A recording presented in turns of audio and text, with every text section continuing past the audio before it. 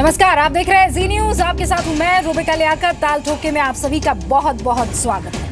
पिछले कुछ महीनों से ताल ठोके में होने वाली बहस बार बार उत्तर प्रदेश की ओर घूम कर जा रही है, इस सवाल के साथ कि क्या यूपी में सिस्टम सो रहा है और अपराधी जाग रहे हैं। अभी बुलंदशहर में हुए हादसे को लेकर ये सवाल बना ही हुआ था कि अब दिल्ली के नजदीक मुरादनगर में बीजेपी के एक नेता बृजलाल तेवतिया पर जानलेवा हमला हो गया, वो भी AK-47 से लगभग 100 राउंड की गोलियां चलाकर।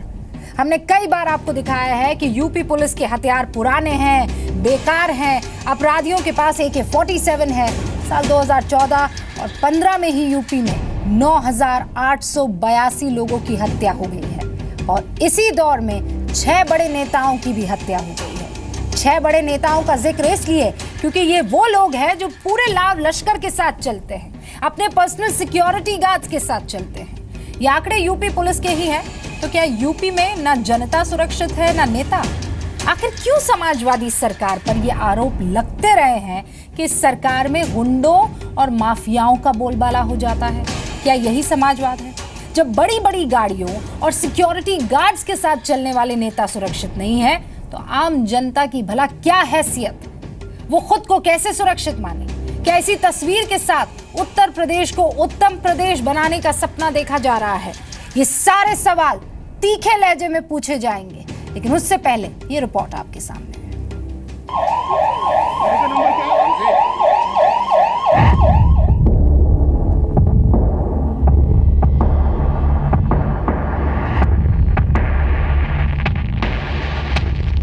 उसको कानून व्यवस्था तो नहीं देखना चाहिए।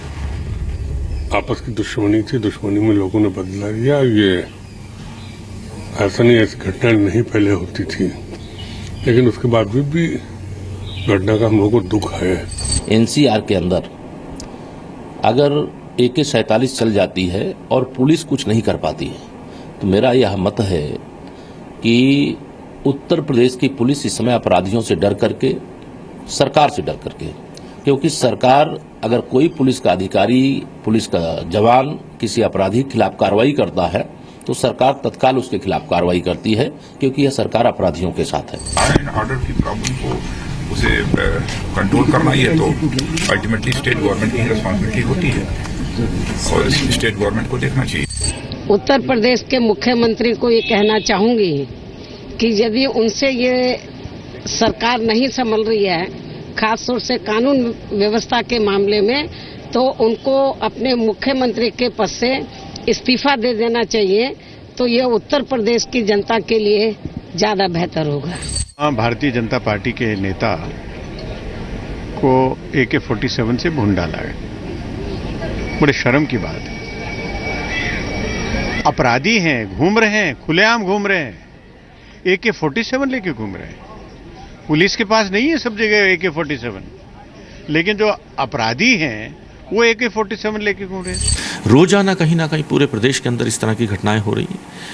इस चिंता का विषय है। उत्तर प्रदेश सरकार इसके लिए जवाबदेह है। ताल ठोके में आज का पहला सवाल, क्या यूपी में भयमुक्त समाज के वादे पर अपराधियों का कब्जा है? दूसरा सवाल, क्या यूपी में जनता और नेता दोनों असुरक्षित हैं? तीसरा सवाल, क्या यूपी में समाजवादी सरकार पीछे और अपराधी समाज आगे है? चौथा सवाल, क्या उत्तर प्रदेश में ना लॉ चलता है ना सूबे के CM का ऑर्डर? और ताल ठोके में आज का पांचवा सवाल, क्या अखिलेश राज में सुरक्षा नील बटे सन्नाटा है?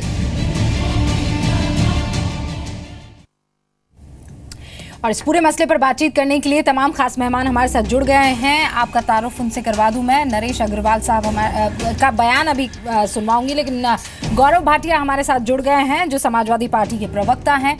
हमारे साथ स्टूडियो में इस वक्त विक्रम सिंह साहब है जो कि एक्स DGP है उत्तर प्रदेश के। हमारे साथ राजीव त्यागी साहब है जो कि स्पोक्स पर्सन है कांग्रेस के। श्रीकांत शर्मा नेशनल सेक्रेटरी हैं BJP के, हमारे साथ जुड़ गए। आप सभी का बहुत बहुत स्वागत है। गौरव भाटिया साहब, आप ही के पास आना पड़ेगा। हम नहीं चाहते कि बार बार इस पर बहस हो, लेकिन घूम फिर कर लौट कर बहस इसी पर आ जाती है कि उत्तर प्रदेश में कब तक अपराध का बोलबाला रहेगा, अपराधियों का बोलबाला रहेगा और हम हाथ पर हाथ धरे बस यही बहस करते रह जाएंगे।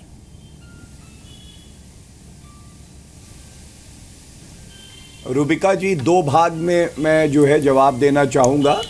पहले तो अगर कोई भी ऐसा मसला होता है और जिस पे मीडिया हमसे प्रश्न करती है तो हम लोग सरकार के प्रतिनिधि हैं, हमारी जवाबदेही भी बनती है। मैं सबसे पहले बताना चाहूँगा कि अभी जब ये घटना हुई उसके बाद पुलिस जो है इस पे कार्रवाई कर रही है और 4 विभिन्न एंगल हैं इसमें कि जिनके क्या कारण है जिसकी वजह से ये अटैक हुआ, इस पे जो है अभी विवेचना चल रही है। इसमें 8 टीम हम लोगों ने बनाई है और काफ़ी लोगों को डिटेन करके उनका इंटेरोगेशन भी चल रहा है। पुलिस ने जब कार्रवाई करी तो हमने रिकवरी करने में भी हम लोग सफल हुए और उसमें जो AK-47 यूज़ हुई है और जो वेपन्स यूज़ हुए हैं, 32 बोर की पिस्टल है, 9 mm की पिस्टल है, .30 की पिस्टल है, ये रिकवर हुई है। और जो व्हीकल यूज़ हुआ है इस पूरे इंसिडेंट में वो भी रिकवर हो गया है। इसमें कुछ आपसी रंजिश का भी मामला आ रहा है। मैं इंटरप्ट कर रही हूँ, ये जो कुछ भी आप बता रहे हैं ये रिपोर्टर हमारा बता चुका है, हम इसको हेडलाइंस में ले भी चुके हैं। आपकी जितनी भी अपडेट है वो हमने बता दी है। मेरा सीधा सवाल आपसे ये है, जी, आपके रिपोर्टर ने शायद ये नहीं बताया, इस केस को लेकर नहीं सर। सुन लीजिए रूबिका जी, आपकी पूरी रिपोर्ट में पहले आप मेरी बात सुन लीजिए। आपने एक प्रश्न किया, उत्तर मिले, अगर आप उससे सेटिस्फाइड नहीं है और सवाल पूछिएगा। ठीक है। आपकी रिपोर्ट में ये नहीं आया था कि 8 टीम बना के हम लोग कई जिलों में उनको भेज के और लीड ले रहे हैं। उसके अलावा 2 जोन के आईजी जो है इसको सुपरवाइज कर रहे हैं और इसीलिए मैं कह रहा हूं जल्दबाजी में अभी कोई भी बयान देना जब तक कि कॉन्क्रीट हमारे पास एविडेंस ना हो और अरेस्ट ना हो जाए उचित नहीं होगा। इससे विवेचना को बल नहीं मिलेगा रूबिका जी, लेकिन बहुत जल्द उम्मीद है कि अरेस्ट भी होंगी और कार्रवाई भी होगी। ये जो रिकवरी हुई है इससे काफी लीड मिलेंगे और ये आगे चल के लाभदायक भी होगा जब आप मेरे सवाल को अच्छे से समझ रहे हैं, मैं तोड़ मरोड़ कर भी सवाल को नहीं पूछ रही हूँ। मैं वहां पर जो बिगड़ती हुई कानून व्यवस्था है, मार्च 2012 से लेकर अब तक सबसे ज्यादा अगर उत्तर प्रदेश में किसी चीज को लेकर चर्चा हुई है, डिबेट्स हुए हैं, तो वो लॉ एंड ऑर्डर सिचुएशन को लेकर। अब उसका भी रूबिका जी जवाब दे रहा हूं। आपने बिल्कुल सही प्रश्न पूछा, मैंने कहा था 2 भाग में जवाब दूंगा। आप उत्तर प्रदेश की जो भी घटना होती है उस पर चर्चा करते हैं, जिसपे हमें कोई आपत्ति भी नहीं है, लेकिन अपनी ऑब्जेक्टिविटी को मत खोइए। नेशनल क्राइम रिकॉर्ड ब्यूरो का जो डेटा है क्राइम पे और कॉग्निजेबल क्राइम पे, जो कि सीरियस क्राइम हुआ, वो मैं जरूर पेश करना चाहूंगा आपकी अनुमति हो तो।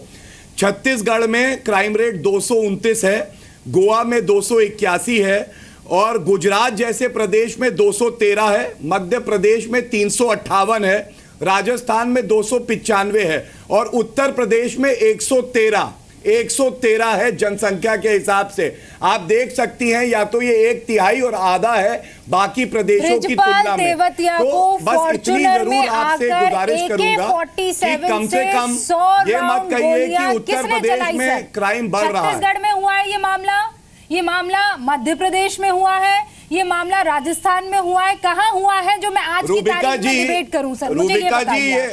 रूबिका जी देखिए, AK-47 से फायरिंग हुई, ये बहुत चिंताजनक है। इतने में मैं आपसे सहमत हूं और इसीलिए कह रहा हूं इस पे सख्त कार्रवाई होगी। लेकिन ऐसा नहीं है कि उत्तर प्रदेश ही केवल अकेला प्रदेश है जहां पे AK-47 पहली बार यूज हुई और किसी प्रदेश में, झारखंड में ट्रायल कोर्ट के अंदर राउंड चलाए गए थे AK-47। हमारे यहाँ आंख मूंद ली जाए। भाटिया साहब प्लीज, नेशनल टेलीविजन पर आप क्या कह रहे हैं? मैं तो ये नहीं कह रहा हूं रूबिका जी, मैंने तो ये नहीं कहा।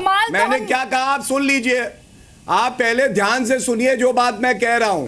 मैंने सबसे पहले कहा AK-47 का इस्तेमाल होना बहुत ही चिंताजनक है और पुलिस इस पे संज्ञान लेके कड़ी कार्रवाई करेगी, पहली बात। लेकिन आपने कहा उत्तर प्रदेश में AK-47 का इस्तेमाल क्यों हो रहा है, तो मैंने आपको बताया कि AK-47 का इस्तेमाल ऐसा नहीं है कि हमारे प्रदेश में हो रहा है, इससे पहले भी कभी अगर कोई घटना होती है तो उसका संज्ञान लेके उस पर कड़ी कार्रवाई की जाती है। सर, ये बात मैंने आपसे कही है। ये उत्तर प्रदेश मत कहिए कि केवल उत्तर प्रदेश में जो AK-47 का इस्तेमाल हो। बोल्ट एक्शन 303 राइफल पर आज तक टिकी हुई है सर, और उसके बाद SLR जो कि पर्याप्त नहीं है। अपराधी आपके AK-47 लेकर ढाई खत्म पूरा केस। सोते रहते हैं हम, सिर्फ डिबेट नहीं, के अब लिए आप सुन जगते हैं लीजिए सर। रूबिका जी क्या कदम उठाए गए हैं जिससे कि पुलिस आप भी फोर्स के जानते हैं, वो पास तस्वीरें दिखाइए भाटिया साहब, जो है आर्म्स हो, एमिनेशन हो और फैसिलिटीज हो। ये भी मैं जंग आपको लगी बता बंदूकें सकता हूं हैं अगर सर, आप थोड़ा कैसे आप समय दें लड़ेंगे अपराधियों से? मैं आप डिबेट में लाना चाहूंगी बिल्कुल भी ऐसा नहीं विक्रम है। सिंह साहब को। एक आपको- सेकंड सर, वो तो एक्स डीजीपी है आपको उत्तर प्रदेश जानकारी दे के दूं, सर, वो तो एक्स डीजीपी है उत्तर प्रदेश के, उनको आप बिल्कुल डिबेट में एक लाना डीजीपी चाहूंगी है और बहुत सम्मानित डीजीपी है सर। लेकिन सरकार का पक्ष रखने की जिम्मेदारी शायद आज मेरी है। सर, तो मैं ये पूरे 10 बताना मिनट चाहूंगा इसीलिए तो मैंने कि शुरुआत जो आपसे वेपन्स की। हैं जो प्रोवाइड किए जाते हैं पुलिस ऑफिसर्स को, वो सारे अपडेट किए गए हैं। और हो सकता है कि कुछ पुलिस कर्मियों के पास बहुत ही आधुनिक वेपन्स ना हो, इसका ये मतलब नहीं है कि जो मेजॉरिटी फोर्स है उनके पास आधुनिक जो है वेपन्स नहीं है, एमिनिशन नहीं है और उसके अलावा साधन नहीं है, गाड़ियां, ये सब पुलिस व्हीकल्स की तो ये पेट्रोलिंग CAG अपडेट रिपोर्ट की में गई कुछ है, गड़बड़ी है, मुझे उनको फिर सारी ये सुविधाएं कहना दी जा रही पड़ेगा। हैं, आर्म्स और 2014-15 एमिनिशन अपडेट किए गए। ठीक है भाटिया साहब, 2014-15 पर ये CAG की एक रिपोर्ट आई है, उसमें देखिए सर 10 करोड़ 3 लाख रुपए मिले थे यूपी क्राइम ब्रांच को। 10 करोड़ रुपए का तो कोई इस्तेमाल ही नहीं हुआ। 97% राशि जो है क्राइम ब्रांच में वापस लौटा दी। और वजह क्या है कि कर्मचारियों की नियुक्ति नहीं कर्मचारियों हुई। की ये तो नियुक्ति उत्तर नहीं हुई प्रदेश है। की हालत है सर। ये पुलिस आधुनिकीकरण की जो है ये ग्रांट थी और कदाचित इसका प्रयोग नहीं हो पाया, जो कि और भी दुर्भाग्यपूर्ण है। पहले चरण में एक तो पैसा मिलता नहीं है, मिलने के बाद अगर हम उसका सदुपयोग भी न कर पाएं, हम अपना आधुनिकीकरण और मॉडर्नाइजेशन न कर पाएं, तो इससे ज़्यादा दुर्भाग्यपूर्ण स्थिति क्या हो सकती है। गौरव भाटिया साहब की बातों से संतोष मिलता है कि बड़े जल्दी त्वरित कार्रवाई हुई। जो वाहन था AK-47 हथियार कारतूस मिले, डीजीपी ने तुरंत ADG लॉ एंड ऑर्डर को सबको भेजा, संतोष का विषय है। लेकिन जो चिंता का विषय है कि नवंबर 2005 कृष्णानंद राय हत्याकांड के बाद फिर AK-47 चली है। तब चली थी गाजीपुर में, आज चली है, ये कल चली है NCR एरिया में। ये अत्यधिक चिंता का विषय है। और उस परिप्रेक्ष्य में, उस बैकड्रॉप में, जबकि 15 अगस्त का पर्व है, उसमें और ज़्यादा सतर्कता, चेकिंग, नाके होने चाहिए थे। इसके अलावा जब पुलिस सुरक्षा कर्मी मौजूद हैं, उनके पास भी स्टेन मशीन कार्बाइन्स हैं, उनकी ऊपर भी जानलेवा हमला हो, ये पता लग सकता है कि हमारी सुरक्षा कवच या हमारी सुरक्षा कितनी सुदृढ़ है या कितनी लचर है। इस पे भी हमको चिंतन करना है। NCRB का डेटा ठीक है, लेकिन NCRB, रूबिका जी ध्यान दें, ये वही डेटा हमें वापस करता है जो हम उसे देते हैं। उसका कोई अपना डेटा जनरेट करने का कोई सिस्टम नहीं है। भाटिया साहब, दूसरी चीज़, अगर हम अपने ही डेटा की समीक्षा करें, एक बर्गलरी है जो कि सामान्य चोरी है। सामान्य चोरी का हमारा आज का स्तर आपको मालूम है 1908 के बराबर, यानी अंग्रेजों में प्रथम विश्व युद्ध के पहले का जो फिगर था वो हमारा स्तर है आज बर्गलरी का। मर्डर्स चूंकि छुपाए नहीं जा सकते हैं, इसलिए उसमें मिनिमाइजेशन नहीं हो सकता है। बाकी हेड्स में भी देखना होगा हम कितना कम करेंगे। 1908 के बराबर हमारी बर्गलरीज हैं और उसमें भी हमें डिफेंड करना पड़ जाता है पूरे के। समझ रहे गौरव साहब, यही है पॉइंट जिसको हम उजागर करने की कोशिश कर रहे हैं।